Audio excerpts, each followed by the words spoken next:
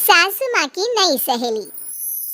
प्रिया kitchen में चाय बना रही होती है और सुमन ड्राइंग रूम में बैठकर मजे से टीवी देख रही होती है। तभी दरवाजे की घंटी बजती है। प्रिया, जरा देखना तो कौन आया है। देखती हूँ मम्मी जी। प्रिया दरवाजा खोलती है तो सामने पड़ोस वाली विमला आंटी खड़ी होती है। नमस्ते आंटी जी, कैसी हैं आप? मैं तो बिल्कुल ठीक हूँ बेटा, पर तेरी सास को क्या हुआ है? आजकल कहीं दिखती ही नहीं है। जब देखो तब टीवी के आगे जमी रहती है। अंदर तो आइए आंटी। अरे ओ दीपक की अम्मा, कहाँ हो? अरे विमला, आओ आओ, क्या बात है, बड़े दिन बाद याद आई तुम्हें मेरी। मैं तो हमेशा ही तुम्हें याद करती हूँ, पर तुम ही गायब रहती हो और आजकल तो बाहर भी नहीं आती जाती। तबीयत तो ठीक है ना तुम्हारी?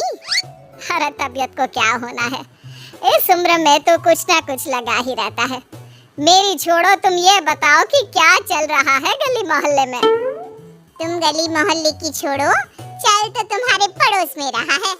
तुम्हारी नई सहेली आई है। मेरी कौन सी नई सहेली? मैं तो यहाँ बस तुमसे बातचीत कर लेती हूँ या फिर बाजू वाली शर्मा की बहू से दो चार बातें कर लेती हूँ। इसीलिए तो कहा कि तेरी नई सहेली आई है। अब कोई पड़ोस में आया है तो बात तो होनी ही है। कम से कम इसी बहाने हमारा भी एक ग्रुप बन जाएगा। फिर सब मिलकर अपनी बहुओं की शिकायतें किया करेंगे। दोनों हंसने लगते हैं। तभी प्रिया चाय लेकर आती है और सामने टेबल पर रख देती है। दोनों चाय पीती हैं और बातें करते हैं। चलो मैं चलती हूँ, अब कल मिलते हैं। राम राम। अगले दिन प्रिया किचन में कुछ काम कर रही होती है और सुमन आराम से सोफे पर बैठकर मटर छील रही होती है। तभी डोरबेल बजती है। प्रिया दरवाजा खोलती है तो सामने उनकी नई पड़ोसन खड़ी होती है। जी, आप कौन? मैंने पहचाना नहीं। नमस्ते बेटा, मैं शारदा, आपके बगल वाले घर में अभी 2-4 दिन पहले ही शिफ्ट हुए हैं। ओह अच्छा। नमस्ते आंटी, अंदर आइए ना आप। देखिए तो मम्मी जी, आज कौन आया है? इतना कहकर प्रिया किचन में चाय बनाने चली जाती है। नई पड़ोसन को घर पे देखकर सुमन थोड़ा हैरान हो जाती है। नमस्ते बहन जी, मैं शारदा, आपकी नई पड़ोसन। अच्छा, आप हैं हमारी नई पड़ोसन। आइए और बताइए, कैसी हैं आप? जी बिल्कुल ठीक हूँ। वो दरअसल घर पर छोटी सी पूजा रखवाई थी, बस उसी का प्रसाद देने चली आई। सोचा इसी बहाने नए पड़ोसियों से भी मुलाकात हो जाएगी। ये तो बहुत अच्छा सोचा आपने। सुमन प्रिया को आवाज लगाती है।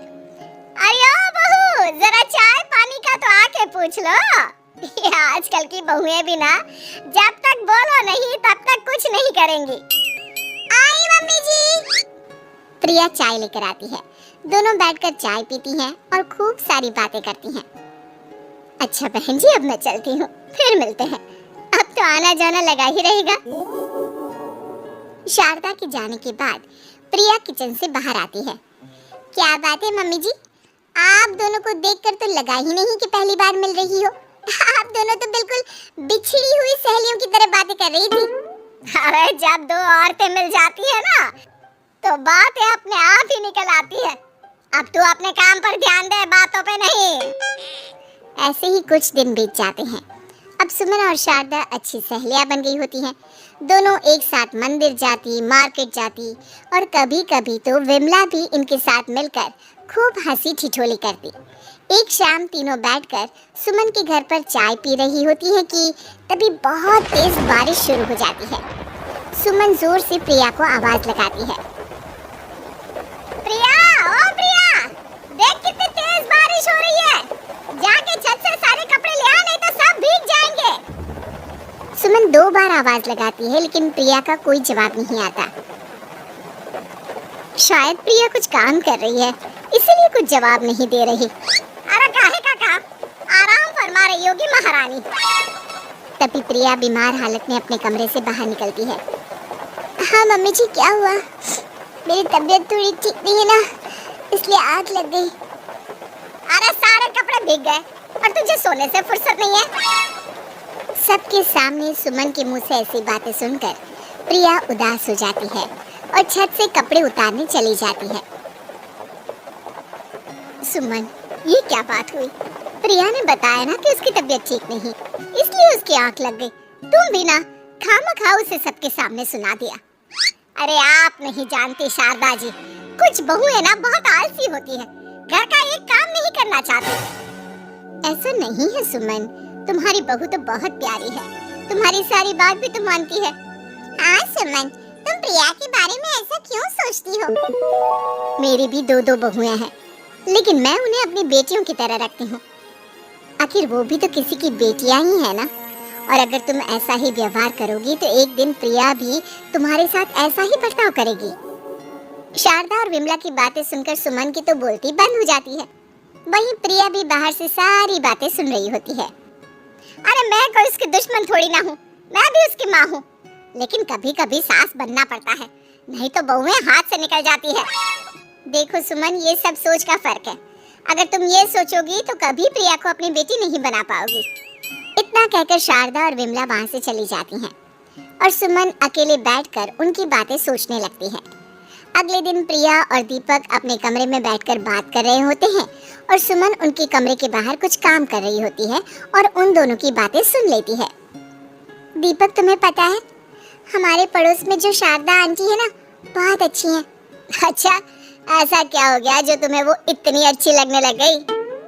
कुछ खास नहीं, बस कल जब मम्मी जी मुझे सबके सामने सुना रही थी तो शारदा आंटी ने मेरा साथ दिया।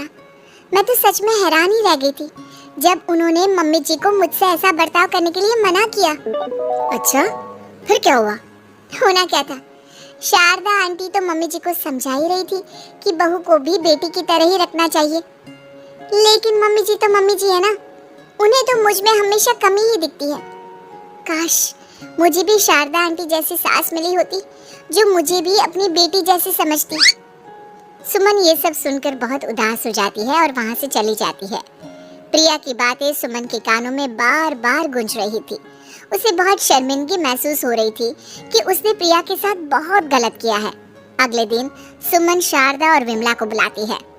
क्या बात है सुमन, आज तूने ऐसे अचानक क्यों बुलाया? सब ठीक तो है ना? हाँ, सब ठीक है, तुम दोनों बैठो तो सही। तब तक दीपक और उसके पापा भी आ जाते हैं। प्रिया, तुम भी आ जाओ। क्या हुआ मम्मी जी, आपने बुलाया? हाँ प्रिया बेटा, मैं आज सबके सामने तुमसे माफी मांगना चाहती हूँ। मैंने आज तक तुम्हारे साथ बहुत बुरा व्यवहार किया है, लेकिन तुमने कभी भी मेरे साथ बुरा बर्ताव नहीं किया।